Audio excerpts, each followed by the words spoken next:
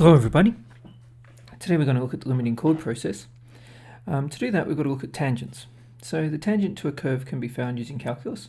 Today we're going to just look at it through graphing, and then we'll see if we can find a tangent at the end. So the process is established through first principles, through the limiting chord process, and then made considerably quicker through differentiation processes that we'll learn later on. So what is a tangent?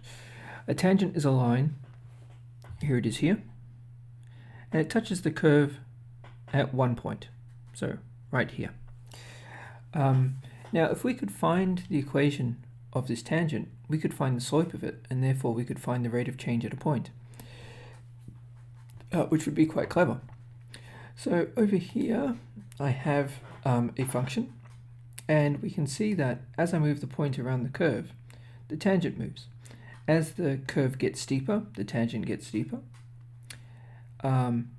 Here at the base of the curve, the tangent 0, well, the gradient of the tangent 0. And over here we have a negative tangent,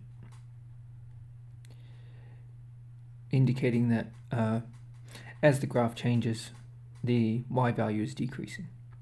And now as the graph changes, as x changes, the y value increases. It's quite nifty, really. Alright, so I'll leave this for the moment. Let's go back over here. Now in this case here we can see that at A, the rate of change at A would be negative, as the slope of the tangent is negative. We'd expect m to be less than 0. If it was over here, we'd have a positive gradient, we'd expect it to be positive. And as x increases, y increases. In this case, as x increases, y will decrease. Okay, so how do we find the gradient at a point? Because we have a problem. To find a gradient you need 2 points. At one point will not work in the rise over run formula, because it's not rising and it's not running. So what we can do is find a point close to it and get an estimate of the gradient. So here we have point A and point B, and we can find the gradient of the line AB, and that will give us a reasonable estimate of what the gradient of the tangent is, this blue line. So the rise would be 4 take 1, which is this top value, and the run would be, 4 take 2, which is 2. And so that would give us a gradient of 3/4. Now the only problem with that is if we go and check our function, if I move this to 2, we can see from the equation over here that the gradient's actually 1. So our approximation is 3/4, the actual gradient is 1. It's not a very good approximation. Now what we can see is as we move further and further away from A, that approximation gets worse. So if we did it between A and C for this curve, we'd find that the approximation is now 5/8. And if we draw a line between A and C, we'd see that that line is actually worse than the approximation of a tangent that we'd made with joining up A and B. But, and here's the but, it'll take me a second to set this up. As we move B closer and closer to A, the chord between A and B starts to resemble the tangent. And as we get really, really close to it, all of a sudden, the chord AB becomes the tangent. So if we would make B really close to A, we'd get a really good approximation of what the rate of change is at A. And we could do that anywhere on the curve. I could do it over here. If this was A here, and I wanted, remembering that the blue line is the tangent, and I wanted a good approximation of that, I could set B really close to it, and then lo and behold, the gradient of AB would be a great approximation of what the gradient of the tangent is. Okay, let's keep going. Now we can generalize that. So let's have a point A and a point B, and we'll say that A is at xy, or xf of x, and we've got a horizontal distance to point B, and we're going to call that h, which would make the x coordinate of B x plus h, and the y coordinate of B f of x plus h. And we could put that into the gradient formula. The rise would just be this part, which is f of x plus h take f of x, and the horizontal component would be just h. So there's the rise, there's the run. And if we made an assumption that h was approaching 0, this gap was getting really small, that would give us a really good approximation of the gradient at A. And this is the basis of first principles. We've really started doing some calculus now.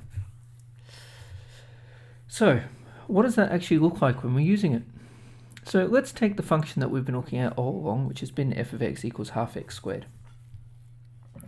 If I put x plus h in where I've got x and substitute it into my equation, so that's what I'm saying here, wherever I've got x, I'm going to put x plus h. So in here, I've put x plus h. Oops, there's a small mistake here. Let me fix it up. That's the function we're looking at. We will be able to expand it, and we end up with this function here. Now what I'm going to do is I'm going to put f of x plus h into the equation that we just established.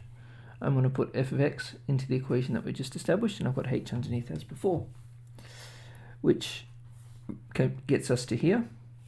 I'm now going to simplify by subtracting a quarter x squared, which gets us to here.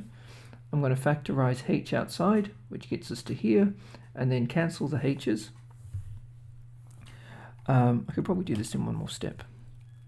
I'll write it here on the side, which will get us to the limit of h tends to 0 of half x plus half h. Now, as h is tending towards 0, this part of the equation is not going to have much of an effect, and we'll just be left with half x.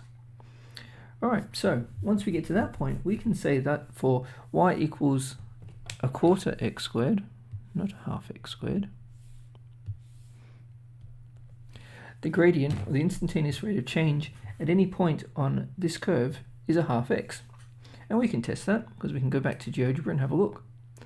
So if I get rid of b now, and the tangent, we're not really that interested. Oh no, we're interested in tangent, I'll keep that. Go around to 1. At 1, oops, I'm not quite at 1. Oh, so there it is. At 1, the gradient is a half. Let's check our formula. 1 times a half is a half. It's been correct so far. Let's try again. If I go to 2, what's the gradient? According to this, the gradient should be 1. So if I put 2 into this equation, 2 times a half is 1. The gradient's correct. So it doesn't matter what value of x I put into this equation now, I can find the gradient or the rate of change at any point. Ta-da! Now, this process here of finding the rate of change at a point is called differentiation, or finding the derivative.